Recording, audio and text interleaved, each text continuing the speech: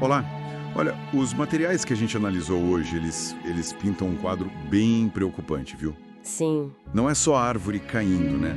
Parece que o desmatamento virou uma ferramenta central numa rede enorme de atividades ilegais no Brasil.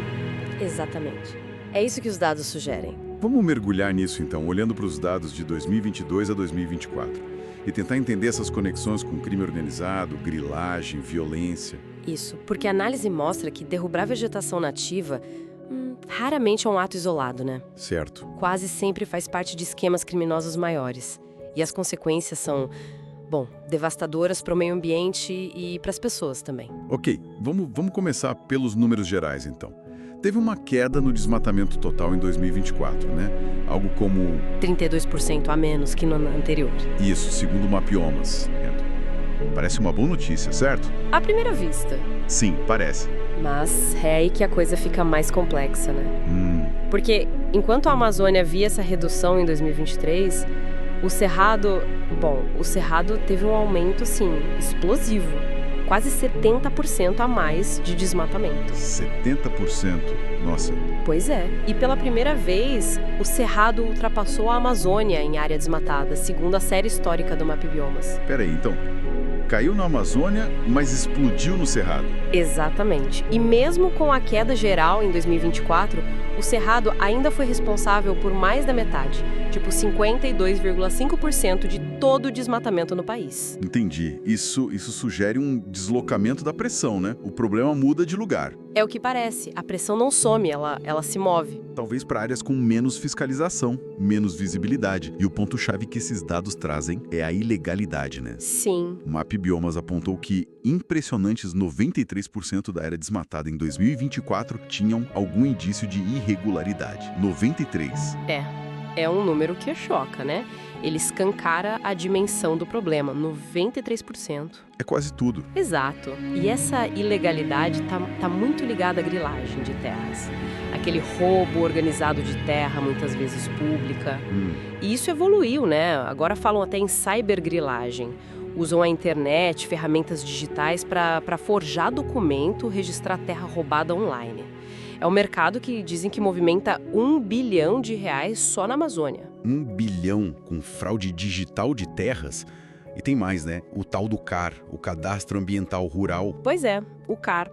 Ele foi criado para ajudar na regularização ambiental, certo, mas está sendo explorado. Como assim? Olha, 80% do desmatamento em florestas públicas não destinadas, ele está registrado irregularmente no CAR.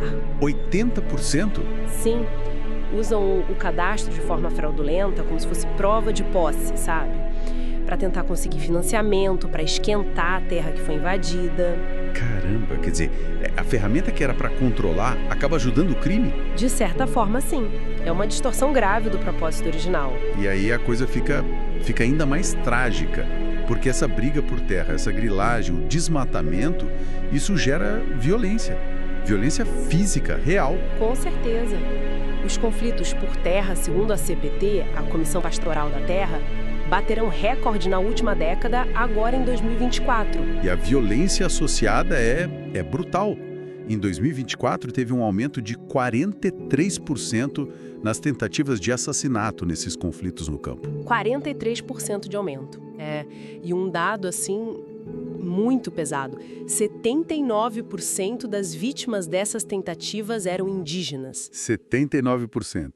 Indígenas. Exato.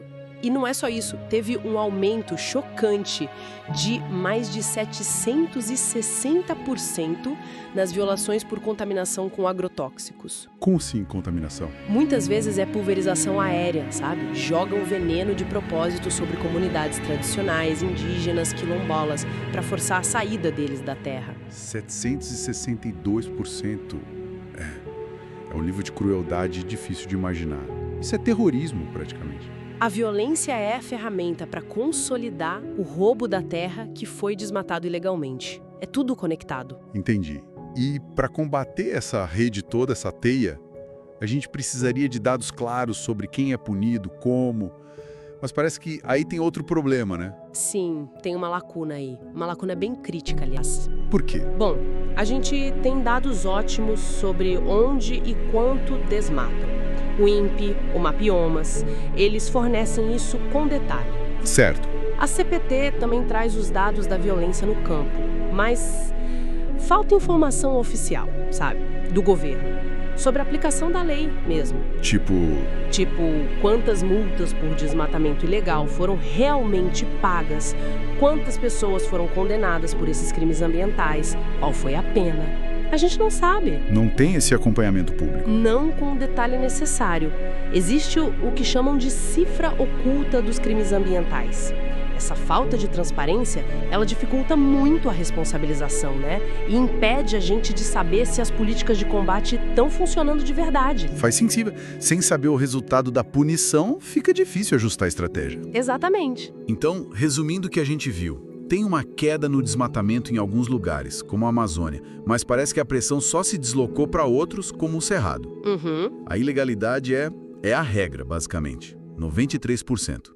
Sustentada pela grilagem, que agora é até digital, e pelo mau uso de ferramentas como o CAR. Isso. E tudo isso explode em violência recorde no campo, atingindo principalmente indígenas e comunidades tradicionais. E para complicar, falta dados sobre quem é punido. É isso. É um bom resumo do cenário complexo que os dados mostram. Se a gente conecta esses pontos todos, fica claro que solução pontual não vai resolver, né? Não adianta só olhar para um bioma ou para uma ferramenta. Exato. Precisa de uma resposta integrada, que olhe para tudo, monitorar e fiscalizar em todos os biomas, atacar as redes criminosas, o dinheiro delas. Certo. Proteger de verdade as comunidades que estão ameaçadas e, claro, fechar as brechas na lei que a grilagem explora. Uma abordagem que vá na raiz do problema, né? Não só no sintoma. Exatamente, que ataque as causas estruturais. E isso deixa uma pergunta no ar para a gente pensar, né? Até que ponto as nossas estruturas econômicas, legais, mesmo sem querer, talvez, não acabam facilitando essa engrenagem toda de crime ambiental e violência? Uma pergunta incômoda, mas necessária. E o que precisaria mudar de verdade no sistema para a gente ter uma mudança real que dure? Fica aí para reflexão.